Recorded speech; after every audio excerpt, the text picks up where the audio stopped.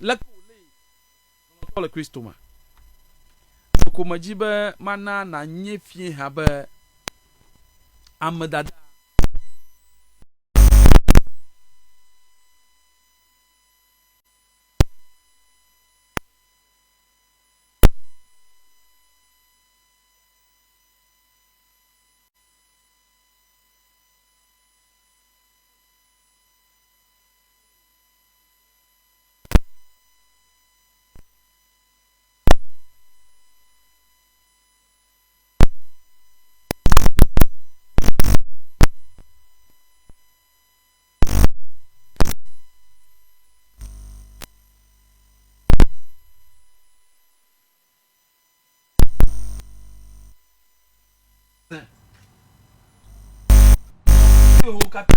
ye turumam danya kple fofonyo efie ha do ko majibe maro nkunuji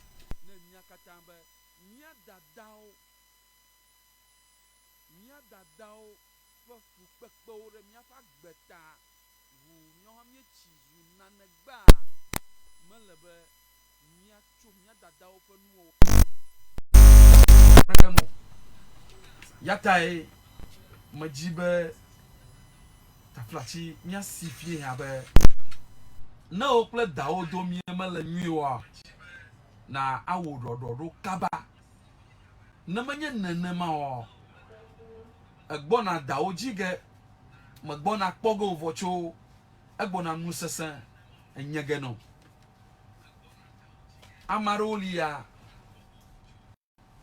wo dawo fi wo mlona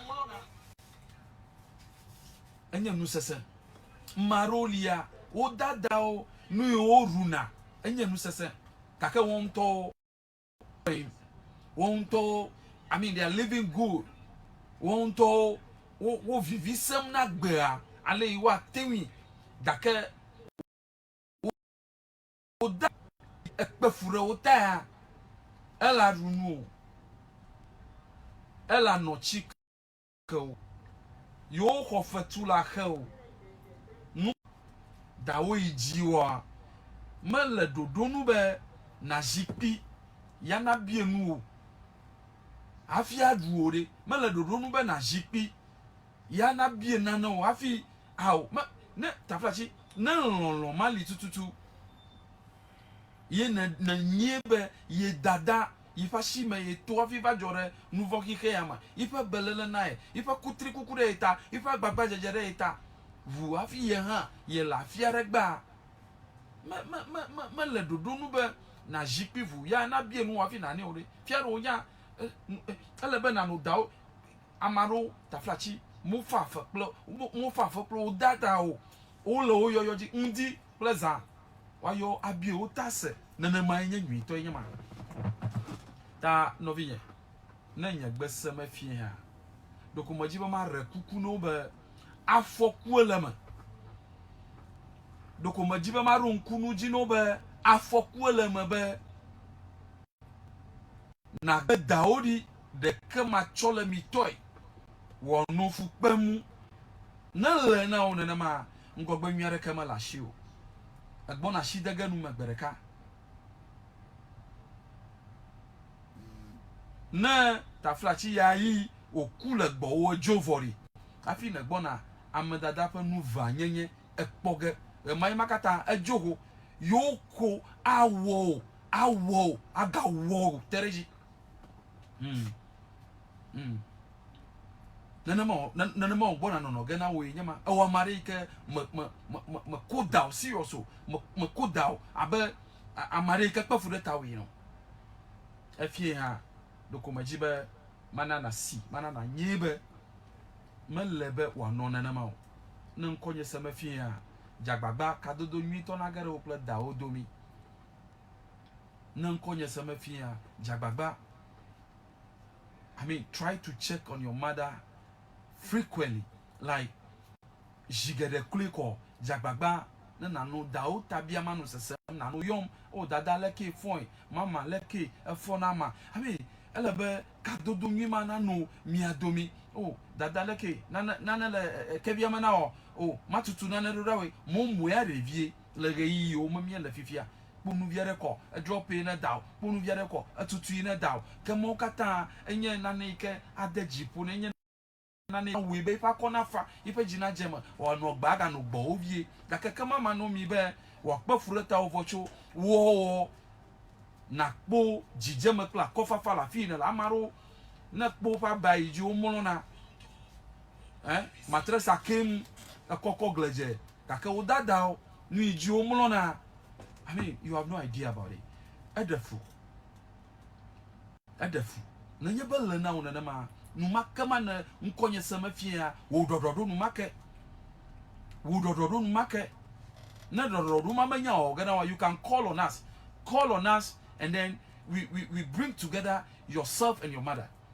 Elabe uncho Mother's Day agbona elebe wanye reyi yare ke anye kachachi apo reyi na o mare ke o miele miu na gbo wo choba vu dada mava ye kaklama ple domachuchu mava o ple daodomia ta flachi nyama le ready mele klalo be maden munya ya mena ne ta flachi no de ka o ple muti fafa na gbogbo ava ne yeho ma una yira de o do na o jina na manya nene ma wa afoku le ngogbe no kaka gare le ngogbe no bona egba agloni jigerbe meta magbada chi egba roku na kpoga be fa fe ne ga ke choi gbona egbona kama tege na wonto tamare kuku na senyegbe efie ha be de kuku na be na kadodo nwito na gere o ple daodo bi na ngolo bi ewe be na wo vodada ma ba ya efie ha wo dododo make jababa. Check on your mother frequently. Check on your mother, you know, try to make sure that you always check on her. Na ipa de di no na kao na mo lebe na no nyema apato kwa manu veve lepe nu blani popo na ve mi nya mi si ha wa ke to troye agbugwa de mi nya doma de mi kle mi agilao de vieto mi adadao odomi mo pa manu veve na no prime le praise total. Amen. Yo la susumata me haya foga alaba na me fu haya ko onto na nyenya eglomi ta flashi e hale.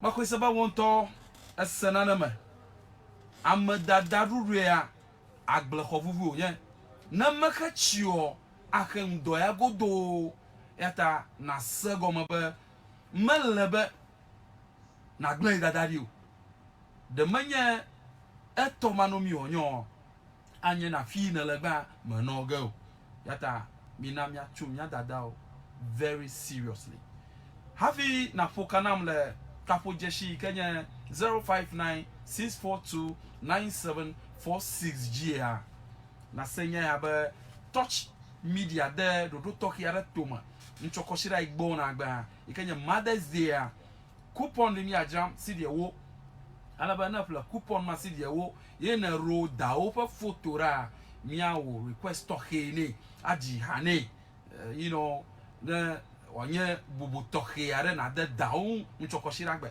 yakena ejibe wo va yegbo le ye fa store malo shop lo afamalo at the camera deji ni ya dedication ya da 50 Ghana yika Ghana lako over nice coverage man, a very special one of course yata 50 cedis yenye speech man alaba 10 cedis yenye coupon na fliko na choda ofa photo arura peremchi to WhatsApp ji alaba mia apo hatohi na daw le unchoko shiragbe akpe nyawe le doji 0596429746 na kapo gana machi amagbanto egere ekamenam gamasu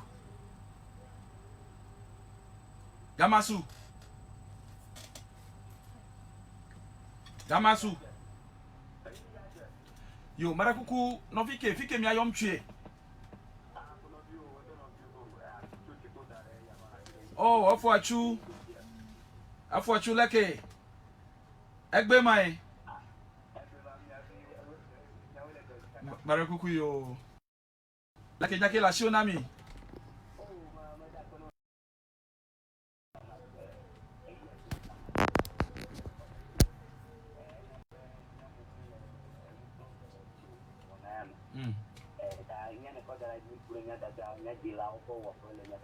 yeah madakpe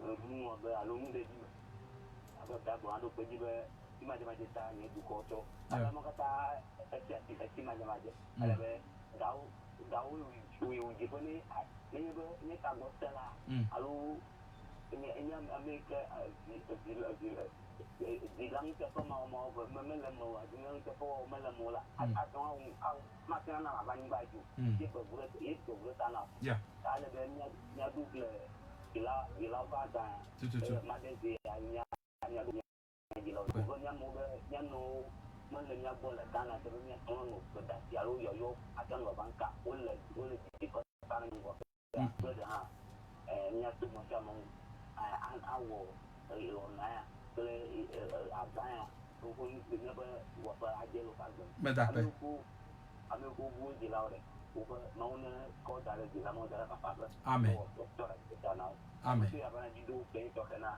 juga motor kata saya itu medakpe so begitu kata negara kata medakpe mau na yau toki ya bro achu ya ho ma unto na adom so no fi bubu gagamre kamera mi gaka hafi no fi mana gara kamera mi ya mojiba magarun kujina ba choko toki le touch media show okay 10 series yenya coupon ala ba 50 series special coverage ga ba ona la pamalo wo shop lo wo salon lo I mean ala ko media team are ready adi chava ball ala ba ona toki yi kana jibi a wona yedada na awile toji kama so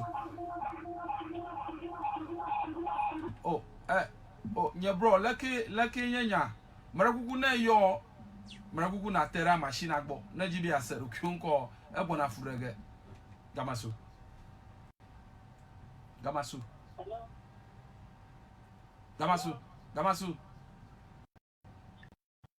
okay yo hello marakuku yeah, good evening yo good evening lucky unko pla fina mi ayonche marakuku ko nya tabi bi amoyoncho akaki oh okay star vivi lucky nyakila shona mi akpe marakuku nyamadu to program nya ko to program akwa leko oh okay akaba ko nya hamadu pri ejina mala tebe madakwe ale kaluku na madu ku de mino hari jime anye jime ebe ani mukai mawo mada peni danye jime ebe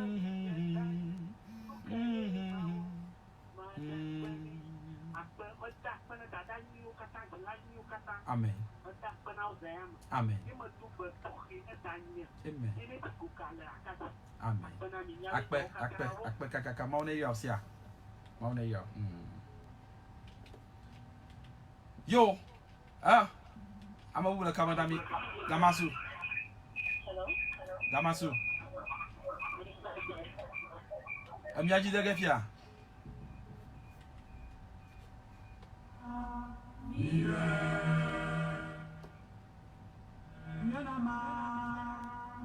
na yori tera radio gbo alo tv agbo alo video re mane miata fu na mo le kajiza na o reka na hom na ma furam namlo gamasu hello gamasu okay yo oba manyamu na miafa rodo ho ta marakuku no fike mi ayomtwe so me down okay onkore Eli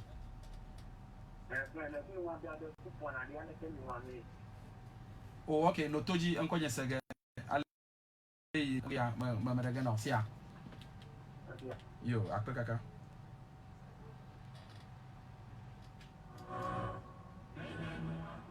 amadada manya nu ofoshiu ya na si na kareji gamasu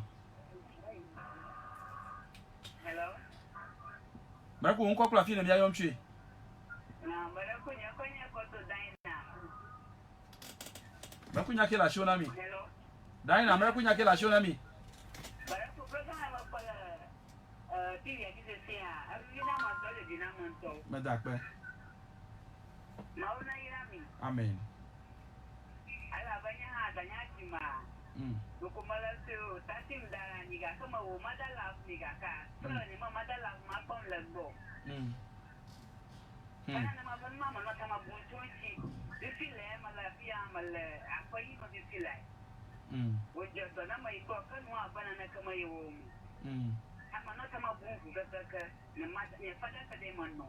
Ama ko ko lu fo ko ki to ne first one di dima.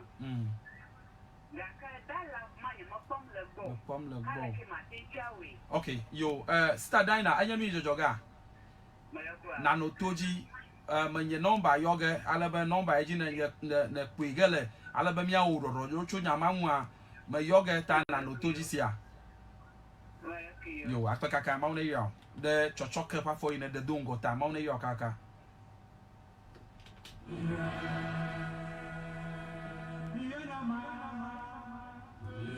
Mia no bi dan na beri ye daje shieba ka dodo mama no nyi o kaka ye wo chochoka mdo ye nya nwi to aba Kristo to ene me dakpe no ma una yirawo anti dan na ma una yirawo ma kwisa ba ye ho ma anu daga nya ma na mi be ka dodo nwi to ma na gere okule ma dado mi brakuku gamasu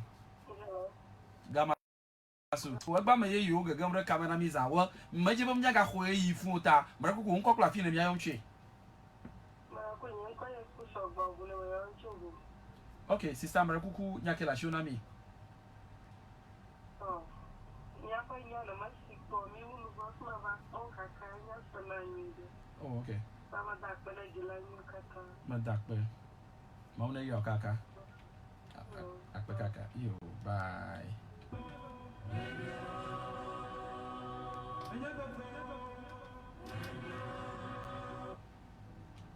Gamasu. Gamasu. Marakuku unko kla fi na mi ayom twe. Marakuku unko kla fi na mi ayom twe.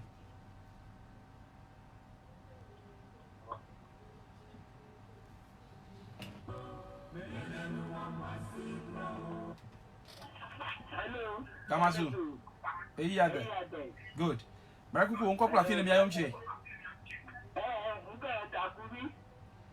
Takuvi. Oh, okay. Yo, Marakuku tiens la sio nemi. Marakuku yo bien chero. Amen.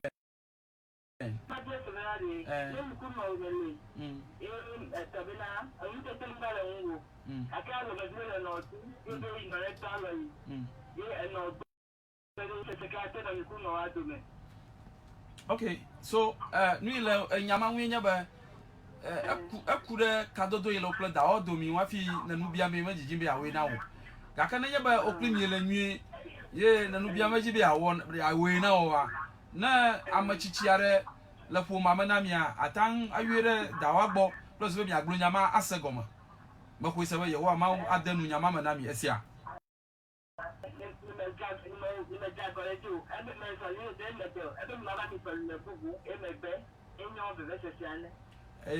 nyamo kata onye nyami atangble asegoma doko fuba o eyejiu ne do ara una na ore para mrodoji afi ola na mata yina ba na bienu wa gbebe mo ogana wala wa fia ba maroto ye pa arangu tamara kuku bigble na mi asegoma ko ba kwese ba ye wo ma adashi ma wanyo esia mara kuku yo akpeno hansia amen amen taji kubela mulu esia boko ko ba uga gegere mesia yo akpakaka amen amen amen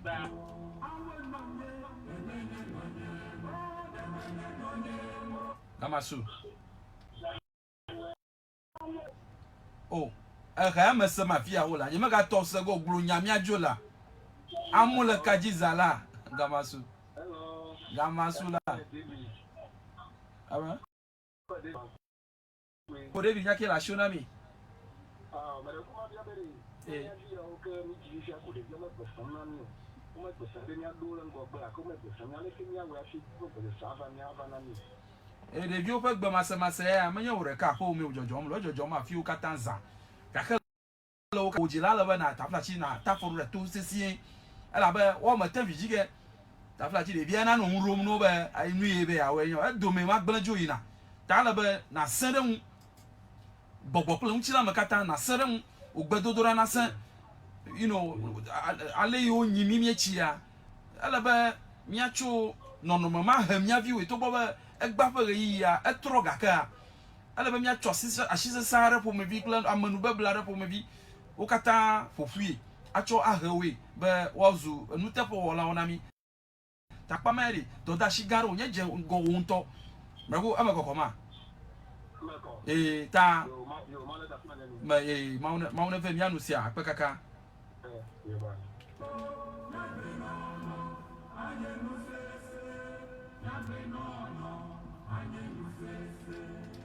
amadada manya fofo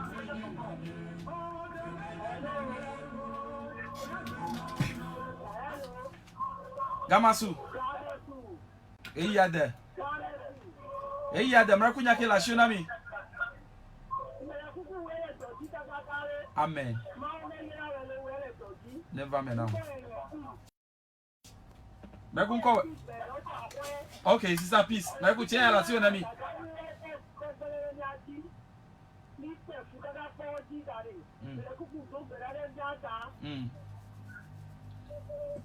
Merakuku mesi Yehowa mawa adasi mesia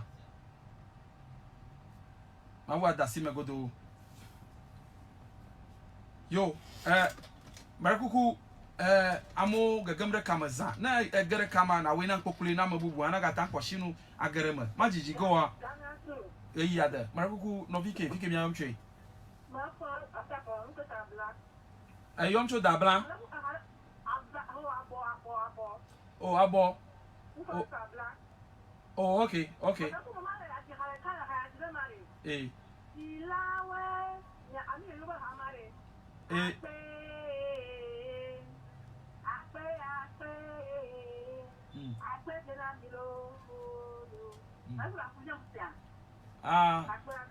Ayo, akpeno ha. Ayo, akpekaka. Marakuku. Bo family o, jila akpena mi, nya da akpena mi. Akpa ko damne le ala mi adakpe ala ba amanu ve do yo kata mi wonami de chola ma do yo kata mi wonami pepero yo kata mi wonami a akpa ko bi andana mi be fieto mi ada ye wo ma wona yira mi ye wo ma wona wo ma un topo vovo ne chum ya mi ala dira mi o kata yi na Yesu pen koma amadada manye fefo amadada manye nu taflachi amadada ruria agble khovuvu o nye na makachio endokuchi akage na godo dawo nanu no po dawo ewo nanu na po egba le shia le yi ala malaba na twa da kloma crow eleba na chore eleba na dawo ha gamasu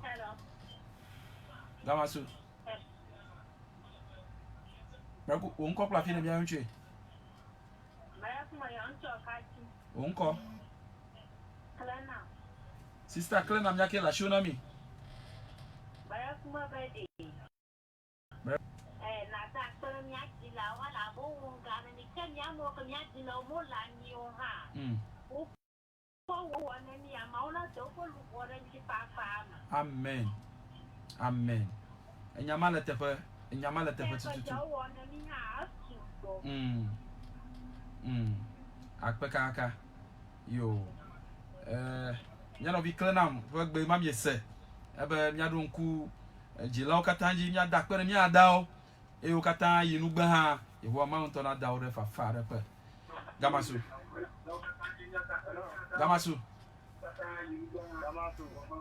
e ya da mrako nko pla file mi anche kolemu aha mrako nya kila shona mi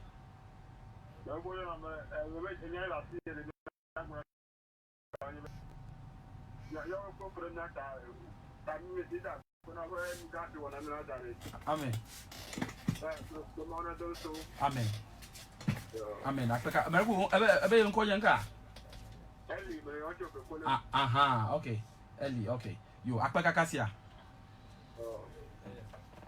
No people bula kaji. Amadada manye fefo, amadada manye nu ofoshiu. Pira na danye. Ganye chuku no ha fafafa ye jim na danye le shale manya gbanle ha fafafa ye jim danye kabasu Gamasu. Allô. Gamasu. Allô. Meraku on kopla fi na mi ayonche. Ba ku madam ko to awo. Choho meraku on ko. Le ko e master Terry. Master Terrain. Meraku nya kela shona mi. Ba mi da nga di lawo. Aha. Ela bena o ko mi ata. Tututu. Ela bena ne me yo ma no me la mi amodu mo na ke ti amo. Nya tefe. Ma dire nya kata di ko su ni ka. Ni da bena o. Amen. Ela bena o ja bana no. Nya tefe tututu e. Da bena o. Akpekakaka. Punya nye global ba ben so kino ta dia na ba yi. Afo we ma akpekaka. Na do gbe ni nam sia. Yo, yenye ma ba da won na chuku no ha ye gagbi o. Na rabato ha ye ji o gagbi o he. Amada daruru e agbel hovuvi o yen na mo ka chi akento gamaso. Marakuku on kopla fi na yan che. Marakuku ko gbeji na biesia. Mon film, okay. Marakuku cho fika. Fika. Dagbepe. Marakuku nya ke la shona mi. Yeah.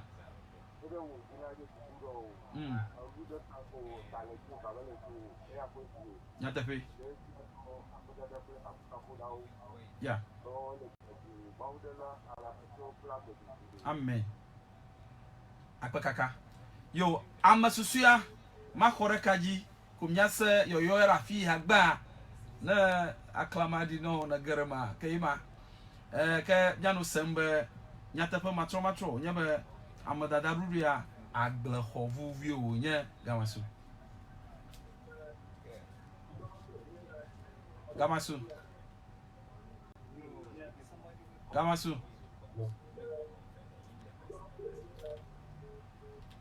Ma bena yori echi radio alo na chi TV a. Oh, kare gbeji he nya maro miele. Manyori na magrunya na mi kobi no sam namla. Na yo jo radio wa na jo TV agbo alo na bo rema. Ne nya fun mi aro ja mu le kaji fun. E clear. Gamasu. Marakuku unko kwa pina mi anche. Compagnie David me yon chapati.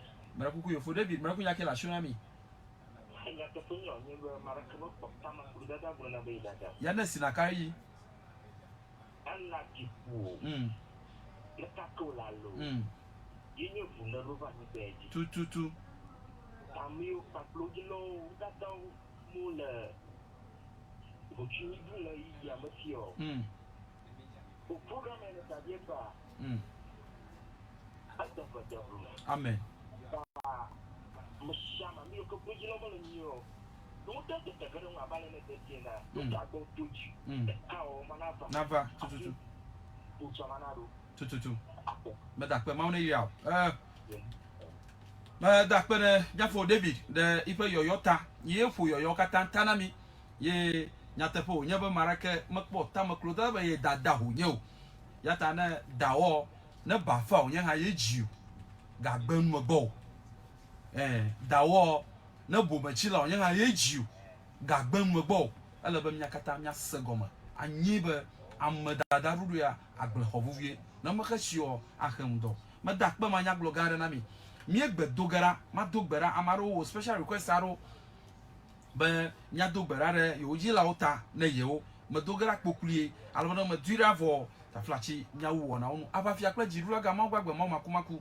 Meho yoji la okle yo dada o bevieto o re ne yo afi yo le nu vokike ya magba zunana ya ma wa pedam na ro kata fa gbeta na ma ke ba choshin popo ya pedam na de ji la o kata fa gbeta bevieto mi ada be o ye ho ma unto na le re tanao ina na o mun ko mran popo na no pakuli o wa mun ko mran na no ji na mi be ya o kata ya wa no de dolala na tera ha cho ugbo nya do vokata na tera ha cho ugbo akure no jogo cho ugbo wa no mi agbo asemnya pa vivi ve afina o gapo popolo we yi yoda na va klo aju na mi lo mti fa le Christo ta amen yo abale mana nya don goina unchoko shiragbe kenya Mother's Day touch media there do talk here to you kenya coupon jaja na Mother's Day padudu coupon atensi ko nye na fla coupon na taflachi number eji na WhatsApp you know picture do gara dawo pe picture do gara number ma yoga fifia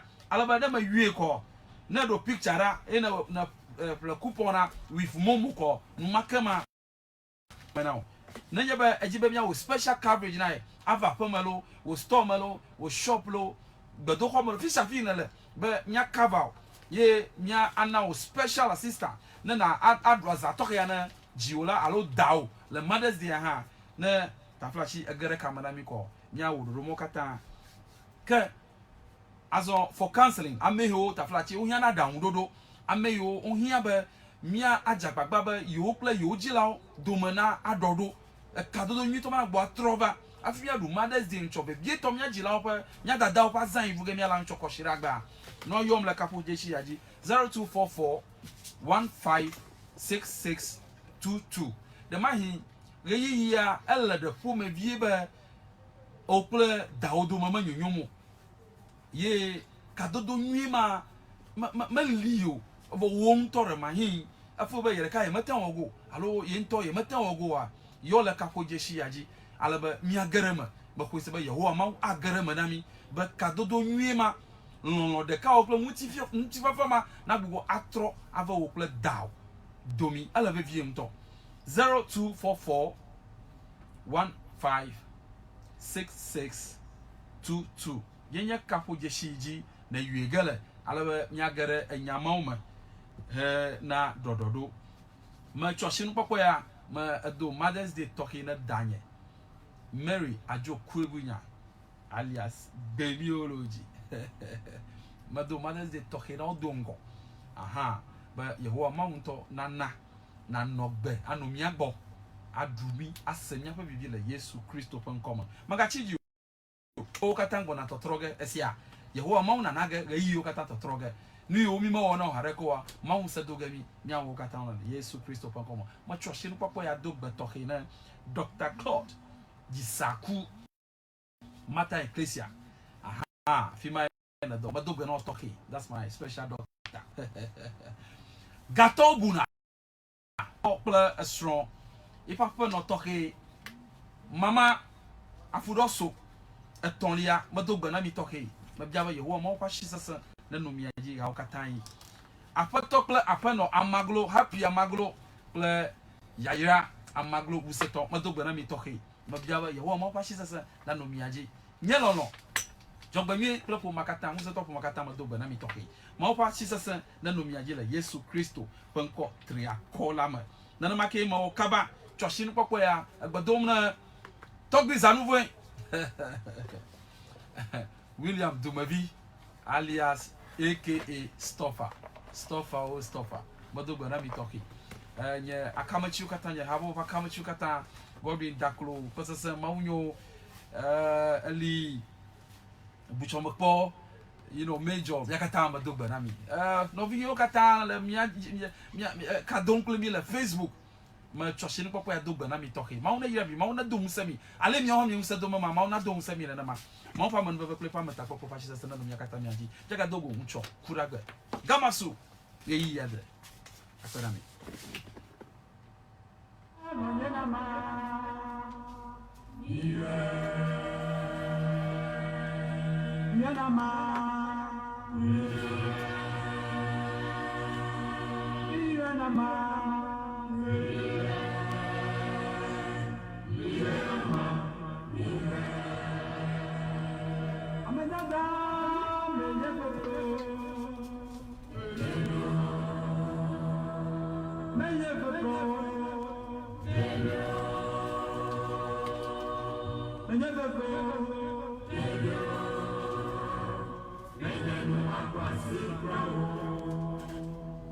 Mio, non gliela mai.